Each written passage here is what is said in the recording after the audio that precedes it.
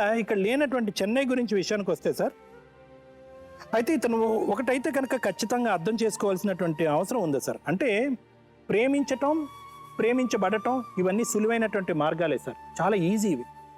కానీ నేను ప్రేమించినటువంటి వ్యక్తి నా జీవితంలో మళ్ళీ నేను గుంజుకుని మళ్ళీ వెనక్కి లాగేసుకుంటే కనుక ఆ అమ్మాయి ఆ తర్వాత ఎటువంటి జీవితాన్ని అనుభవిస్తుంది అన్న ఆలోచన శైలి కలిగినటువంటి వాడే అసలు సిసలైనటువంటి ప్రేమికుడు. నేను ప్రేమించాను కాబట్టి ఆ అమ్మాయి వేరే వ్యక్తితో ఉన్నా, ఆ అమ్మాయికి 2-3 పిల్లలు ఉన్నా, ఏవైనా కూడా ఆ అమ్మాయి నా మనిషే, నేను ఏదో విధంగా లాక్కుంటాను, ఎంత వ్యతిరేకత వచ్చినా లాక్కుంటాను అనేటటువంటి వాడు ప్రేమించట్లేదు, ఆ అమ్మాయి యొక్క జీవితంలో నరకాన్ని చూపెడుతున్నాడు. సో కాబట్టి చెన్నై ఈరోజు నా ప్రేమ గొప్పది అని ఈరోజు కాదు రేపు ఎప్పుడన్నా అంటే కనుక అతను కేవలం నేరం చేస్తున్నట్టే కానీ మంచి చేస్తున్నట్టు అవ్వదు. నువ్వు జాగ్రత్తగా అర్థం చేసుకోవాలమ్మా. ఎందుకంటే ఈరోజు ఇక్కడితో చెరిపేశాం, రేపొద్దున ఈ ఆలోచన మళ్ళీ రాకుండా ఉండాలి అంటే కనుక ఇది గుర్తుపెట్టుకోవాలి. సో మీ ఇద్దరు జీవితానికి ఎటువంటి అడ్డంకులు లేవమ్మా. 2 పాయింట్స్ గుర్తుపెట్టుకోండి. ఇదే నీ పెళ్ళి, ఇతనే నీ భర్త, ఇదే నీ జీవితం. No second thought. పెంచుకుంటే తెగిపోతుందా దేవుడు వేసిన బంధం?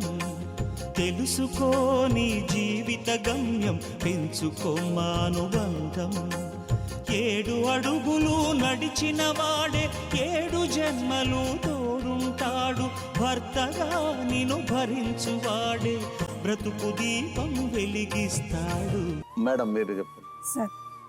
సార్ ఇక్కడ అంచెలంచెలుగా ఎవరి డ్యూటీస్ వాళ్ళు చేయకపోవడం మూలాన ఈ అమ్మాయి జీవితం అంటే ఇట్లా అధోగతిగా వచ్చింది.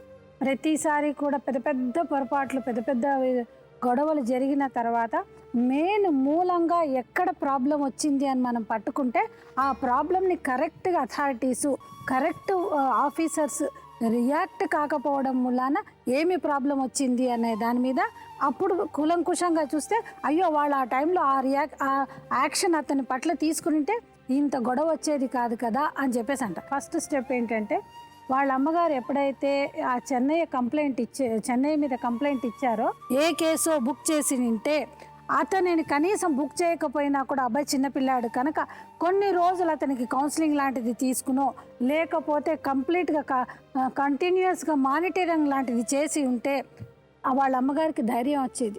అప్పుడు వాళ్ళ అమ్మగారు ఒక పెద్ద పొరపాటు చేయకుండా ఉండేది. ఆవిడ ఏం చేసిందంటే ఆ చెన్నై తోటి భయపడి ఆ చెన్నైని తన కూతురు నుంచి రక్షించుకోవాలి అని చెప్పేసి ఆవిడ మళ్ళీ ఇంకొక పెద్ద పొరపాటు చేసేసింది. అదే చైల్డ్ మ్యారేజ్. ఈ చైల్డ్ మ్యారేజ్ రిస్ట్రెయిన్ యాక్ట్ అనేది ఎక్కడ ఎవరు చేసినా కూడా అంటే అమ్మ ఇందులో ఆడవాళ్ళని శిక్షించకూడదని లా చాలా కూలంకుషంగా చెప్తున్నా కూడా అమ్మ ఈ పెళ్ళి ఎవరు చేసినా కూడా వాళ్ళందరికీ కూడా శిక్షకు అర్హులు. మీరు ఎంత ధైర్యంగా మాట్లాడుతున్నారు ఇందాక సార్ తోటంటే 14 ఏళ్ళ. నువ్వు ఇంకేమన్నా చెప్పాలా?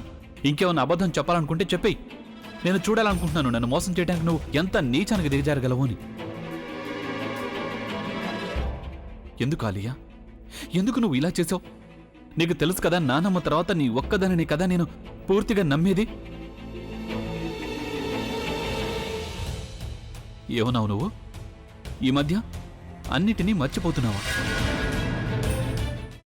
అది చాలు. వాటిలో ఉన్న శక్తి విషయాన్ని గ్రహించి మనకు వివరిస్తాయి.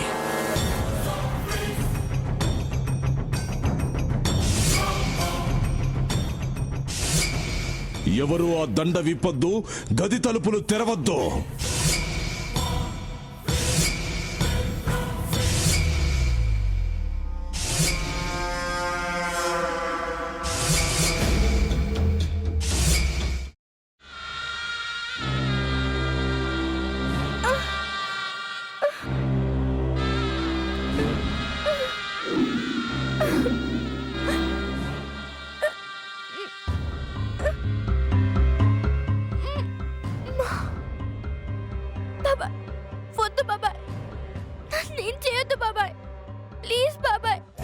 నీకు నిజం తెలిసినప్పుడే నా ఆలోచనలో నువ్వు చచ్చిపోయావు.